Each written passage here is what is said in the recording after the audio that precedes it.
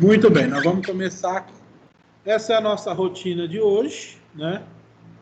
Nós vamos falar sobre a ética do dever. O nosso caminho foi esse.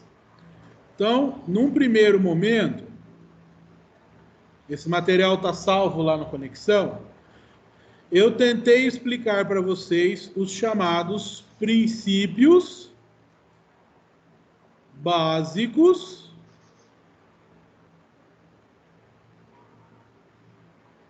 da moral e da ética. Essa foi a nossa primeira aula, nosso primeiro encontro desse ano. Beleza, fizemos lá, inclusive teve até um... Ah, não teve nada. Não teve atividade. No segundo, né?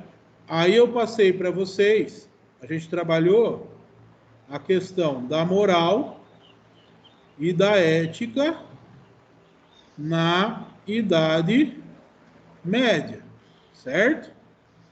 Então, até a semana passada, falamos para vocês sobre Santo Agostinho e também Tomás de Aquino. Deste momento aqui, então nós temos um primeiro instrumento avaliativo, que foi o quê? A produção de resumo. Tem que entregar a primeira coisa que eu falei lá para vocês. Agora, nós vamos começar um terceiro momento. Certo? Esse terceiro momento, agora nós vamos falar com vocês, então, sobre a ética na modernidade.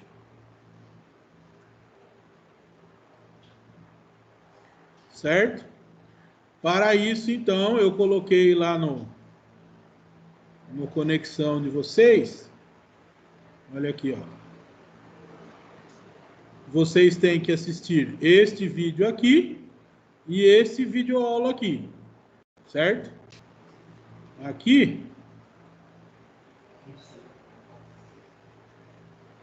que nós vamos trabalhar o conceito do dever em Kant. E aqui também tem um instrumento avaliativo, que é o mapa de conceitos. Certo? Então, esse é o nosso caminho. Nós vamos estudar, então, um carinha chamado Kant. Esse carinha, ele fez o quê? Ele mudou a forma como nós pensamos, né? Hoje, o Ocidente moderno pensa segundo Kant. O que é que ele mudou na nossa forma de pensar? Bom, segundo Kant, ele pensa da seguinte maneira: a nossa cabeça, ou melhor, o nosso cérebro, ele é dividido. Então, vamos supor que isso aqui é a cabeça de um bastião, né? Vou colocar aqui um zoinho, narizinho e a boquinha, certo?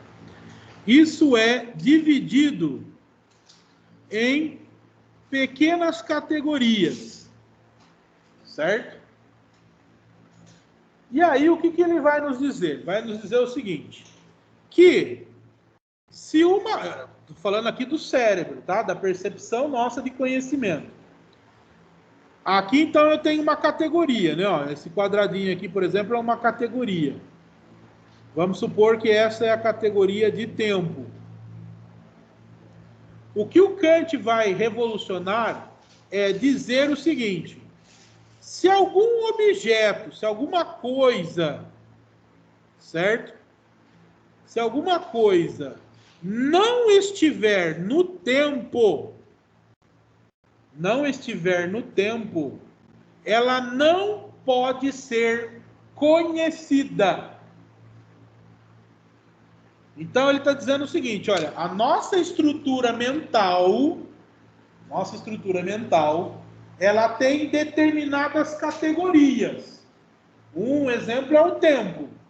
E aí ele vai dizer assim, olha, se uma coisa, um objeto, não estiver em um tempo, nós não podemos conhecer esse tempo.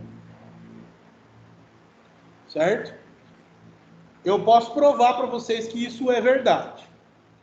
Veja bem, uma outra categoria, né? Uma outra categoria que o Kant imagina é a categoria espaço.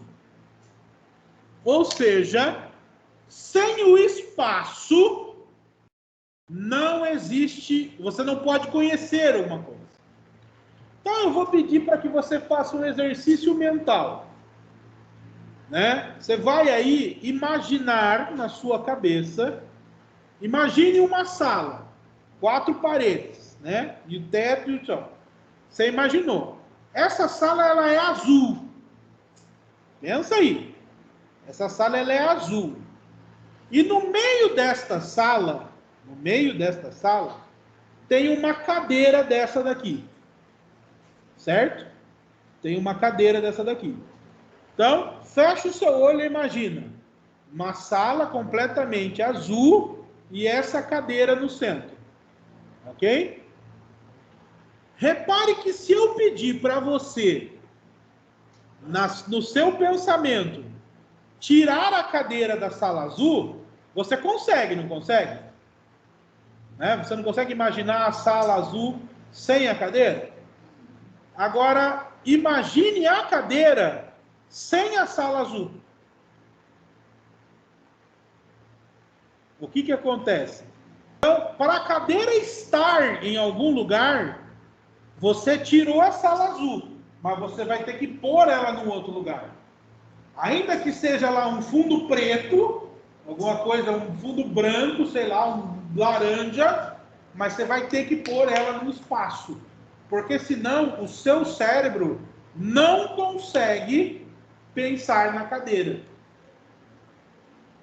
Então, aquilo que não encaixa nas categorias da nossa racionalidade, nós não conseguimos conhecer. Beleza? Não é possível conhecer uma coisa se ela não for racional. Isso significa que não é possível conhecer uma coisa que não esteja atrelada às categorias da razão. Então, o Kant ele vai nos dizer o seguinte, né?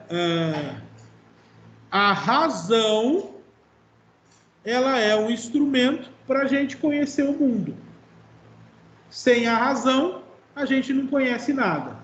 Eu não sei se vocês lembram, mas não sei se vocês já viram, aliás, um brinquedinho infantil que é uma espécie de triângulo, de retângulozinho assim. E aí o que acontece, né? Imagina olhando de cima, né?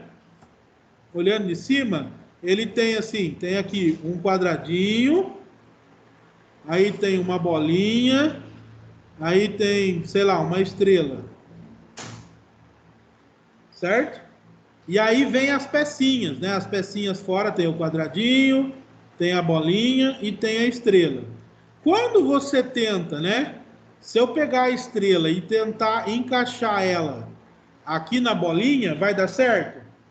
Não. A estrelinha só vai encaixar se eu colocar ela aqui. Ok? Então, para o Kant, esta é a nossa razão. Eu tenho categorias diferentes que eu só posso conhecer as coisas se os objetos forem colocados no lugar certo. Aqui no meu exemplo seria, por exemplo, um triângulo. Eu poderia conhecer o triângulo aqui? Não existe aqui uma categoria triângulo. como isso aqui seria inexistente, então eu poderia conhecer o quadradinho, a bolinha e a estrela, mas o triângulo não. Beleza? É assim que funciona a nossa razão. Tá? E aí, então, a gente vem para este aqui agora. Vamos projetar aqui. Então, a ética do dever. O Kant escreve para nós um livro. Então, um livro chamado... Cadê minha pauta aqui? Chamado A Metafísica dos Costumes. Certo? O que é isso? Se vocês bem lembrarem, lá no início do ano passado, eu comecei a trabalhar com vocês essa noção de física. E aí falei para vocês que essa ideia vem do termo grego physis, que significa, em grego, natureza. Certo? O termo aqui, meta, significa aquilo que vai além. Então, portanto, metafísica é o que vai além da natureza. Então, o que é a natureza? A natureza é aquilo que é regular. Estou aqui com essa bolinha de papel aqui, certo? Se eu soltar ela, o que vai acontecer? Ela vai cair, certo? Por que o seu cérebro não imagina que se eu soltar essa bolinha, ela vai virar uma nota de 100 reais? Seria bom, né? Mas por que o seu cérebro não imagina isso? Então, na filosofia nós não falamos que é óbvio. Nós falamos que isso não é natural. Então, é natural que ao soltar a bolinha, ela caia. Só que por trás desse movimento natural, então existe uma fundamentação. Para o Kant, olha só, a natureza funciona de acordo com leis. Lembra que eu falei da bolinha? Existe uma lei aqui. Inclusive, ela tem até nome para nós, né? Como é que ela chama? Uma coisinha chamada gravidade. Certo? Vocês estudaram isso, né? Lei da gravidade. Então, segundo Kant, a natureza funciona de acordo com as leis. Certo? E aí, para ele, nesse sentido, quem faz parte dessa natureza? Bom, quem faz parte dessa natureza também é o ser humano. Então, se o ser humano faz parte da natureza e a natureza funciona de acordo com as leis, significa então que o ser humano também deveria de agir de acordo com as leis. Isso significa que, olha só, vou voltar aqui para explicar uma coisa para vocês que é importante.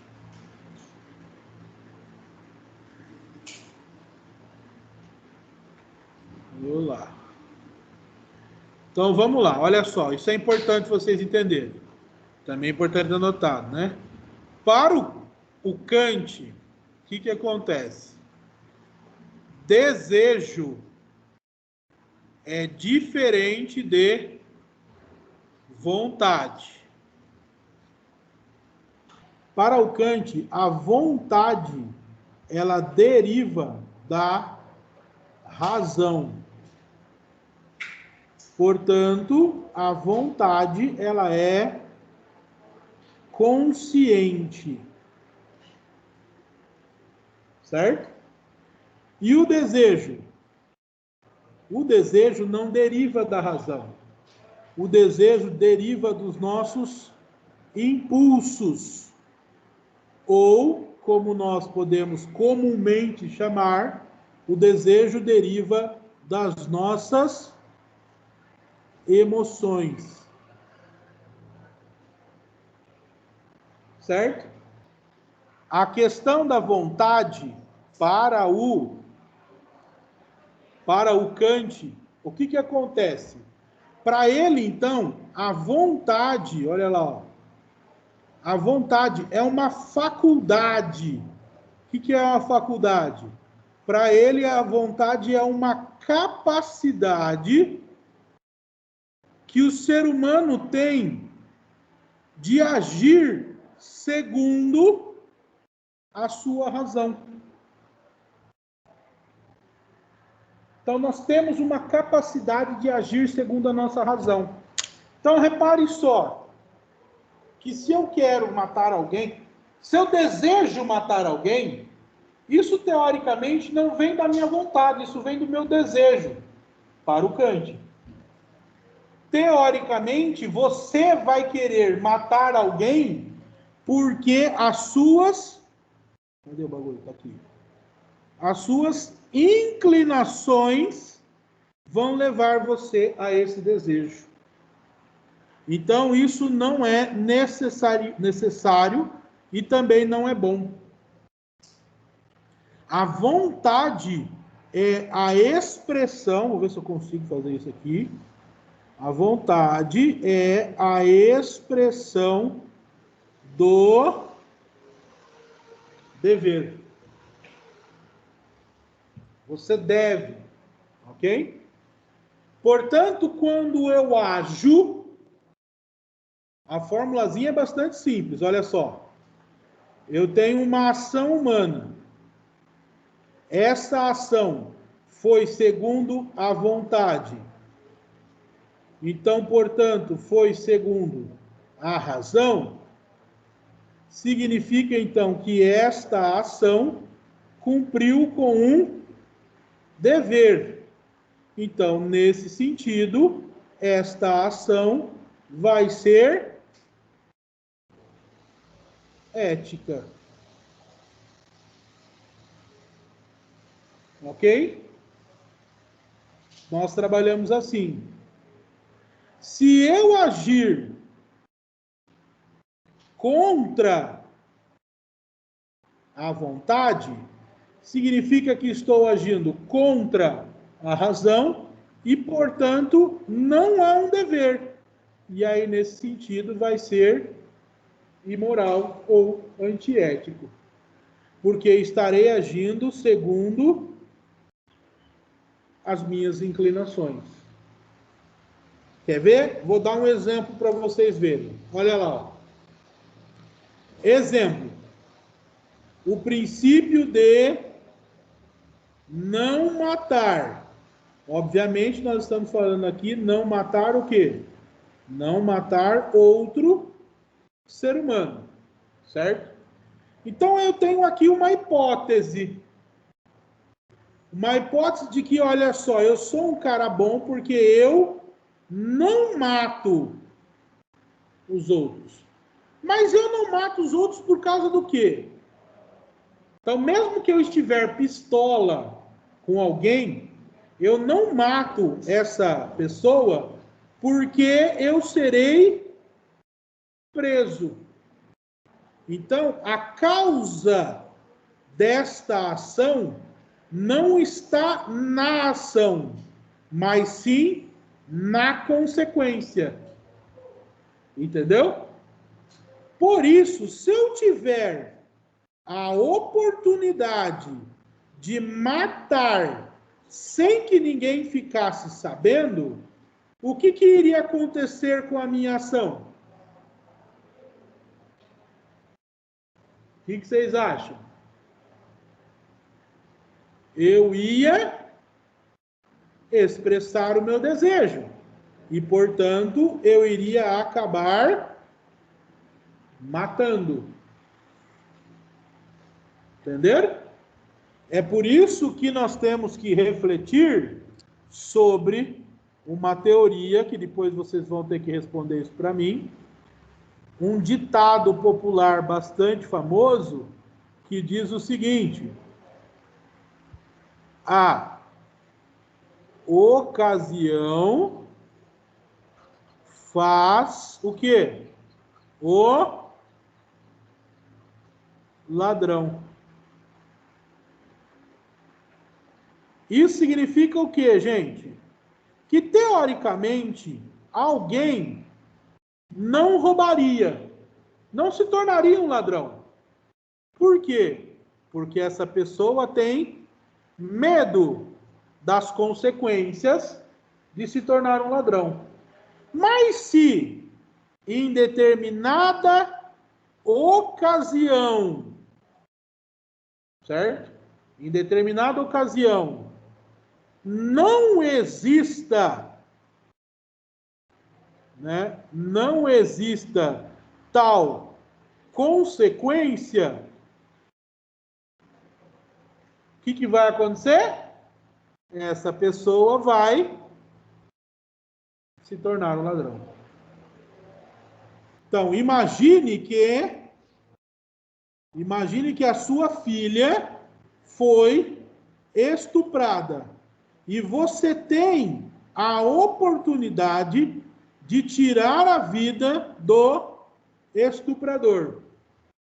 Quem, em sã consciência, não teria o desejo de tirar essa vida?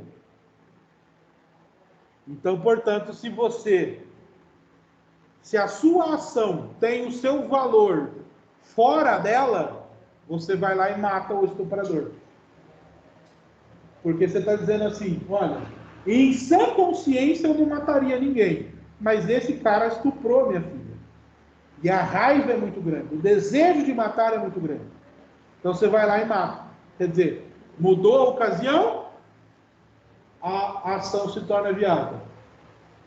Mas segundo o critério, né, categórico do Kant, né, você então vai fazer o quê? Você não vai matar. Porque aqui, na categoria, eu tenho um princípio baseado na vontade. Aqui, eu tenho uma regra. O Brasil, vocês sabem que o Brasil tem uma coisinha chamada Código Penal, ok? Beleza? Então, por exemplo, fala um crime aí no Brasil. Uma ação que é crime no Brasil. Vamos pegar o que a gente está falando aí. Matar. Opa. Matar é crime no Brasil, não é? Matar outro ser humano, aliás, né? Não é crime no Brasil? Sim, não é? Então, por exemplo, lá no Código Penal, está escrito assim, ó. É proibido matar, não é? Não é isso que está escrito lá no Código Penal? Afinal de contas, matar não é proibido? No Código Penal não está escrito é proibido matar. Porque senão, isso aqui seria uma regra. E aí, então, independentemente da regra, né, a ocasião faria com que as pessoas matassem. Lá no Código Penal está escrito assim: se alguém matar, aí embaixo vem, se alguém matar, tá lá, não sei quanto de multa, mais X anos de cadeia. Não é assim que tá, mas enfim, para você entender, né?